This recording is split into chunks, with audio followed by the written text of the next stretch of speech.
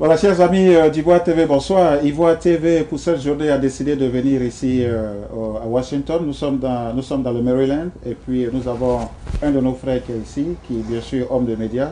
Dans le cadre de cette rencontre avec la communauté, nous allons le rencontrer, nous allons discuter avec lui de ce qu'il est, de ses projets et puis pourquoi pas de ses relations avec la communauté ici dans le Maryland.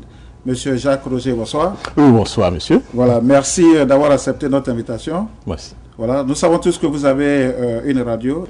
Jacques Roger, Radio Show. C'est ça. Alors, voilà, comment aujourd'hui se comporte votre radio, monsieur Jacques Roger? Encore une fois, merci beaucoup. Je profite de cette occasion pour dire merci à Ivoire TV pour le travail excellent que vous faites. Je pense que vous êtes sur place, ça fait quelques années déjà, mais vous faites un travail excellent. Encore une fois, merci beaucoup. Disons, le Jacques Roger Show se porte très bien.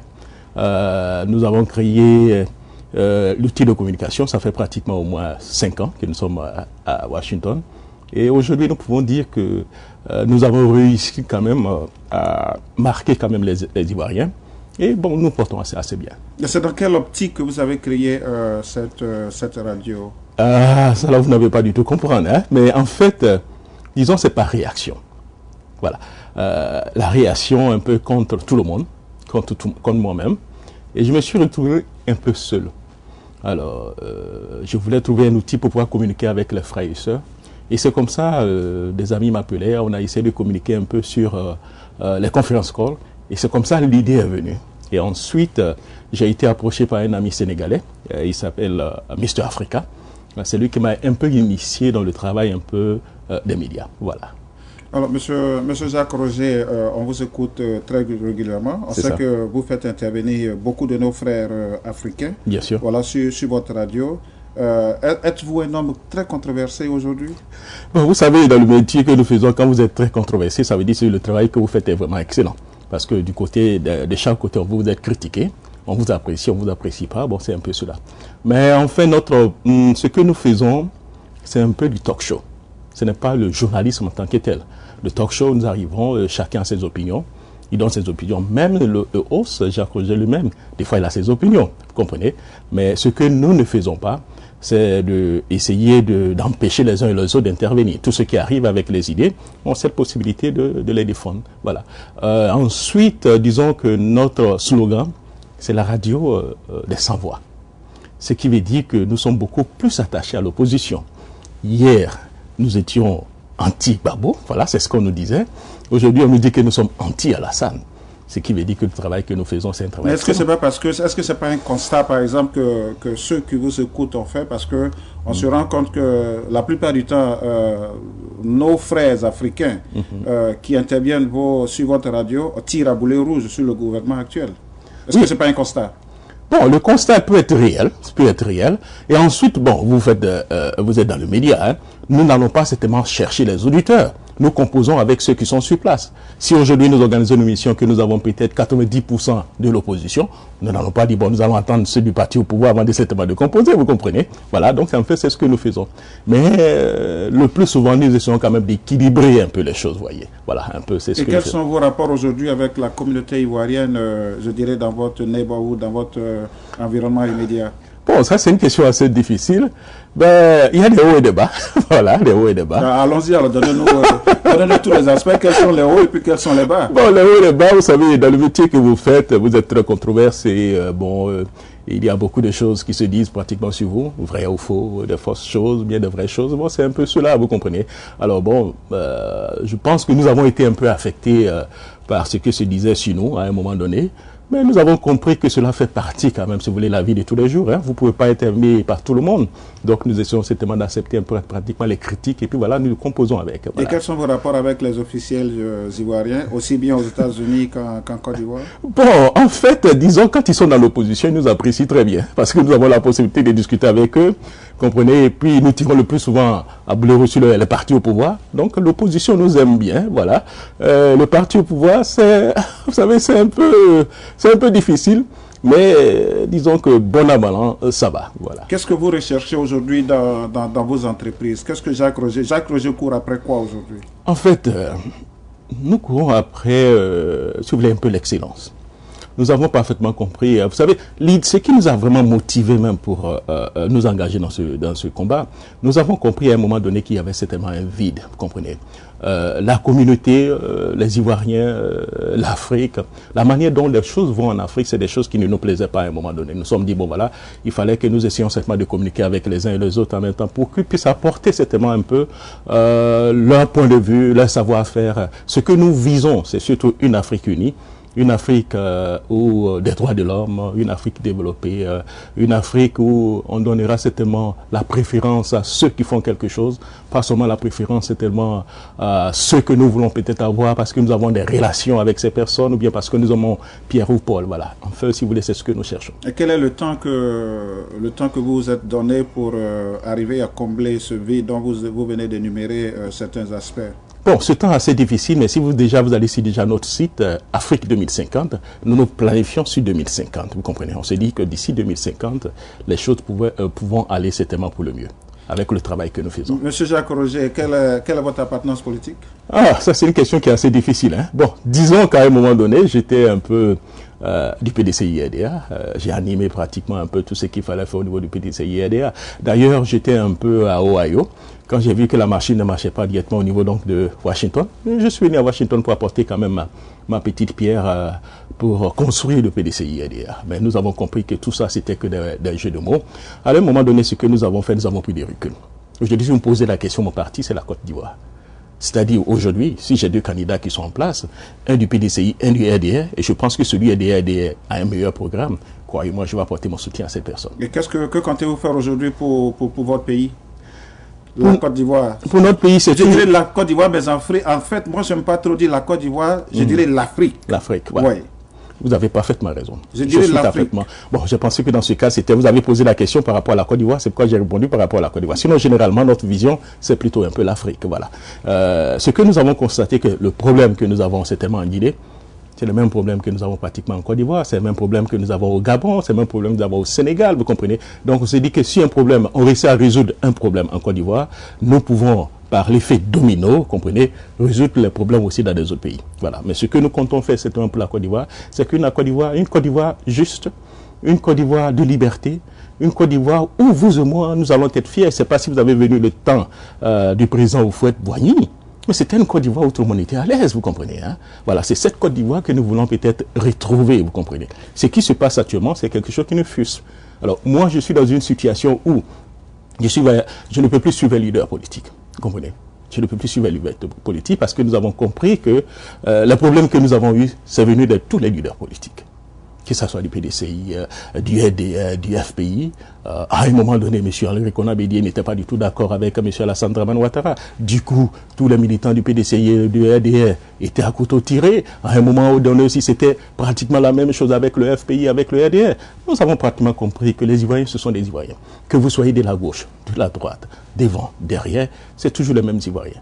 Est-ce que ce que vous décrivez n'est pas un peu universel quand on parle aujourd'hui des coalitions politiques? Est-ce que ce n'est pas ce jeu qui anime véritablement, je dirais, le champ politique de manière universelle?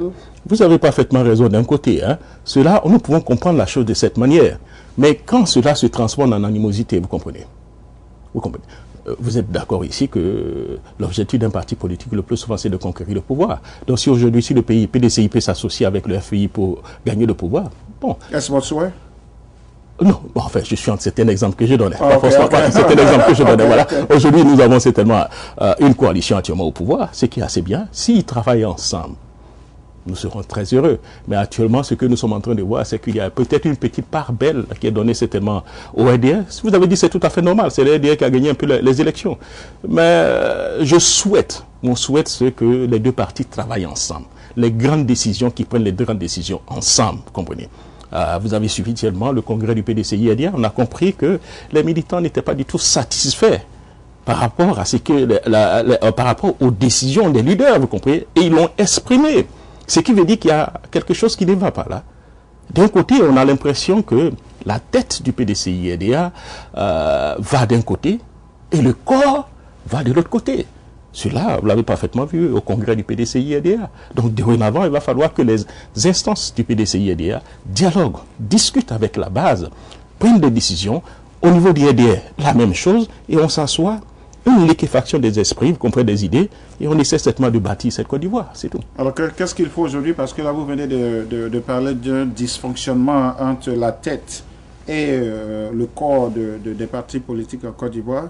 Selon votre expérience, qu'est-ce qu'il faut aujourd'hui pour amener les deux organes, je veux dire la tête et le corps, à parler le même langage? C'est tout tellement simple, la communication. Au niveau, par exemple, du PDC ou IADR, on peut voir toujours des congrès, ou bien des réunions. Il a fallu que M. Kakabe demande, si vous voulez, la réunion, un congrès, pour qu'ils obtiennent au moins la réunion du bureau politique. Ce n'est pas du tout normal. Quand vous prenez les statuts et règlements intérieurs du PDC IADR, il y a des congrès de façon périodique. Ça fait combien de temps il n'y a pas du tout de congrès au niveau du PDC IADR? Alors que nous savons que c'est le congrès où les militants et les sympathisants et autres vont s'asseoir pour discuter, pour dégager ensemble, si vous voulez, les grandes idées d'un parti politique.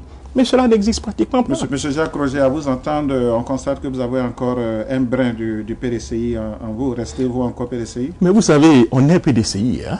Et on meurt PDCI aussi. Le plus souvent, on meurt PDCI. Si vous avez la chance d'avoir le président aujourd'hui, Alassane Dramane Ouattara, en face de vous, que lui diriez-vous? C'est très simple, M. Alassane Dramane Ouattara. Nous avons connu, vous savez, j'étais un très grand supporter de M. Alassane Dramane Ouattara dans les années 90 et 91. Sa manière dont il travaillait, sa manière dont, si vous voulez, il dirigeait le pays. C'est quelque chose qui nous a vraiment impacté. C'est ce M. Alassane Dramane Ouattara que nous voulons retrouver. C'est-à-dire que M. Alassane Dramane Ouattara puisse même aller à l'Ouest pour aller rencontrer, si vous voulez, des bons leaders de l'Ouest pour mettre dans son équipe, vous comprenez. C'est-à-dire dans ce M. Alassane Dramane Ouattara que nous voulons avoir, c'est un monsieur qui pense d'abord Côte d'Ivoire, qui pense d'abord à la qualité, vous comprenez? Voilà, c'est ce monsieur que nous voulons certainement voir. Est-ce qu'il n'y a pas un changement ici dans l'espace et dans l'environnement, dans le temps aussi? Oui, il peut y avoir un changement, puisque là, ils ont été obligés. Ce qui complique un peu la situation, la vie à M. Alassane Dramane Ouattara? Oui, je suis d'accord avec vous, hein, que les choses ont pratiquement un peu changé, dans la mesure où il y a eu des alliances, on l'a vu avec aussi les forces nouvelles, avec le PDCI, cela aussi peut peut-être changer. Mais, M. Alassane Dramane Ouattara doit être clair avec pratiquement ses alliés pour leur dire, écoutez, nous sommes dans une situation où c'est la qualité que nous voulons en Côte d'Ivoire. Il va falloir que le parti au pouvoir se réconcilie avec la population. D'où la qualité, vous comprenez. Voilà. Vous avez dit le mot que je voudrais vous entendre dire. Ça serait un peu ma dernière question avant votre mot de fin. Vous avez parlé de réconcilier. Aujourd'hui, la Côte d'Ivoire est sur ce chemin de réconciliation. Le gouvernement actuel a créé toutes les instances, toutes les structures nécessaires, de sorte à pouvoir amener les Ivoiriens à être un et ensemble demain. Donc, en fait, le processus de réconciliation, vous, à votre niveau, M. Jacques Roger, comment utilisez-vous cet atout médiatique que vous avez pour amener les Ivoiriens aujourd'hui à épouser ce processus de réconciliation? Je vous comprends parfaitement, mais on a l'impression que c'est aussi des jeux de mots, hein. Monsieur Jacques Onabani, qui est donc, si vous voulez, chargé de la réconciliation, jusqu'à présent, il n'a pas encore réussi certainement à démarrer des activités. Nous posons la question de savoir où se trouve cette réconciliation. Certainement qu'on lui a légué, je dirais, quelque chose qui est difficilement décollable. Quand vous écoutez aussi certaines personnes dans l'équipe de monsieur Jean Onabani, c'est comme si on mettait des bâtons dans les roues au moins de cette équipe. Donc du coup, nous posons la question de savoir exactement est-ce que la réconciliation, ce n'est pas un slogan. Voilà, c'est la question que nous nous posons. Bon, écoutez, pour moi, je ne vois pas cette réconciliation venir, malheureusement. Vous comprenez? Parce qu'il y a tellement de choses en Côte d'Ivoire. Est-ce que nous pouvons faire aujourd'hui une réconciliation tout en condamnant ou bien en jugeant peut-être ceux qui ont commis certainement des crimes d'hier? Oui ou non? Je ne le sais pas. Mais c'est une équipe qu'on a mis en place de M. Charles Konabani qui devait en principe analyser tout ça et tirer une leçon pour nous dire, écoutez, voilà ce que nous pouvons faire pour créer cette réconciliation. Mais vous êtes dans les médias. Ça fait combien de temps cette équipe n'arrive pas certainement à trouver ses marques? Voilà. Alors, M. Jacques Roger, au nom de la direction d'Ivoire TV, je voudrais vous dire merci. Merci d'avoir accepté notre invitation à vous rencontrer. Merci. Votre dernier mot aujourd'hui à l'endroit des Ivoiriens des États-Unis et aussi des Ivoiriens de la Côte d'Ivoire. Merci beaucoup. En fait, je profite de cette occasion pour vous remercier, comme je l'ai dit en début d'émission, pour le travail excellent que vous faites pratiquement au niveau de la communauté. Le mot de fin, ce que je peux demander à tous les Africains, c'est d'aimer donc le pays, d'être patriote, vous comprenez. Voilà. Si vous aimez certainement votre pays, je crois que vous pouvez faire tout ce que vous pouvez certainement pour aider à la construction de ce pays. Aimez le pays. ne pas aimer forcément un parti politique ou bien forcément, si vous voulez, un leader, mais la Côte d'Ivoire. C'est cette Côte d'Ivoire qui devait certainement revenir un peu à tout moment. C'est-à-dire, pensons Côte d'Ivoire. Est-ce que le programme que nous avons aujourd'hui, c'est un programme qui va peut-être aider tous les Ivoiriens ou bien va aider la majeure partie des Ivoiriens? Et tant que nous ne pensons pas à Côte d'Ivoire, nous pensons seulement à notre région, notre parti politique, croyez-moi, nous allons toujours trouver nous dans cette situation. Au niveau de l'Afrique, c'est pratiquement la même chose. Comme je vous l'ai dit, le travail que nous faisons, nous couvrons à peu près 10 pays. Mais vous allez être surpris, chers frères, que les problèmes que nous avons en Côte d'Ivoire, c'est le même problème que nous avons en Guinée, que nous avons au Sénégal, que nous avons au Gabon. Voilà, donc le mot de fin, aimons nos pays, aimons l'Afrique, et le reste, je pense que bon, ça viendra. Voilà, Monsieur Jacques Roger, au nom de la direction, voilà, je voudrais vous dire merci. Chers amis, comme vous l'avez constaté, de passage ici à Washington, nous nous retrouvons à Maryland et nous avons eu la chance de rencontrer M. Jacques Roger, qui a une radio, Jacques Roger Show. Écoutez-le, il a dit « Aimons la Côte d'Ivoire, aimons l'Afrique, restons tous unis, restons tous africains ». Bonsoir, Germain Kwasi, à la prochaine. Vous l'avez découvert ici. Encore un hit que vous avez découvert. Ivoire TV. Ivoire TV.